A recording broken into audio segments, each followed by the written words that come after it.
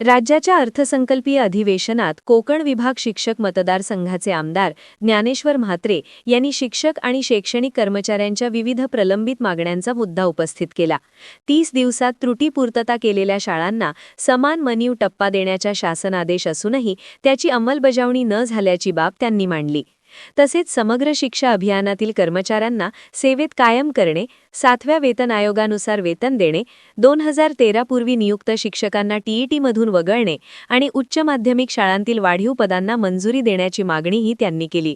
दरम्यान या मागण्यांसाठी शिक्षकांनी मुंबईतील आझाद मैदानावर आंदोलन सुरू केले असून शासनाने तात्काळ दखल घेऊन निर्णय घ्यावा अशी मागणी शिवछत्रपती शिक्षक संघटनेचे कोकण विभाग अध्यक्ष प्रशांत भामरे यांनी केली आहे। ज्ञानेश्वर म्हात्रे सभापती महोदय, महाराष्ट्र राज्यातील 30 दिवसात त्रुटीपूर्तता केलेल्या शाळांना 10 ऑक्टोबर 2024 ला अनुदान देण्यासंदर्भात शासनाने GR काढला होता। मात्र तो समान मानवी टप्पा देण्याचा आदेश, त्या आदेशामध्ये शासनाने त्यांना अनुदान दिलं नाही, म्हणून तो तात्काळ मिळावा। त्याचबरोबर 13 फेब्रुवारी 2013 च्या अगोदर टीईटी उत्तीर्ण असलेल्या सर्व राज्यातील 1ली ते 8वीच्या शिक्षकांना शासनाने पुढाकार घेऊन त्यांना टीईटी परीक्षेतून वगळावं। समग्र शिक्षा अभियानातील जे कर्मचारी आहेत त्या कर्मचाऱ्यांना 7व्या वेतन आयोगाप्रमाणे पगार मिळावा व सेवेत कायम करून घ्यावं याकरता शासनाकडे प्रस्ताव सादर केला आहे। त्यांना अजूनपर्यंत कायम केलेले नाही।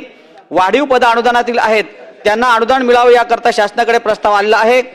पद दुरुस्ती करता अनुदानातील जी पदांची दुरुस्ती आहे त्याकरता शासनाकडे प्रस्ताव आलेला, परंतु त्याच्यावर कारवाई झालेली नाही। त्याचबरोबर पुणे स्तरावर असलेल्या अघोषित शाळांना अनुदान मिळालं नाही।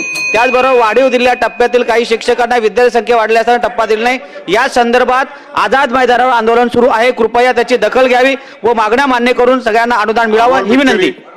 ज्ञानेश्वर म्हात्रे बोला। सभापती महोदया, 15/3/2024 या शासन आदेशाच्या नुसार दुर्गम आणि डोंगराळ भागातली विद्यार्थी संख्या ही कमीत कमी असावी याकरता मागच्याच आठवड्यामध्ये मंत्री दादाजी भुसे साहेब यांच्या दालनामध्ये स्वतः मंत्री महोदय नितेशजी राणे साहेब, मंत्री महोदय उदयजी सामंत साहेब त्या ठिकाणी बैठक झाली होती।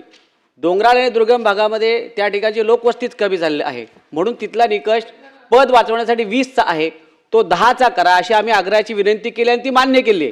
त्याच्यावर अजून कोणत्याच प्रकारचा निर्णय मंत्री महोदय झालेला नाही।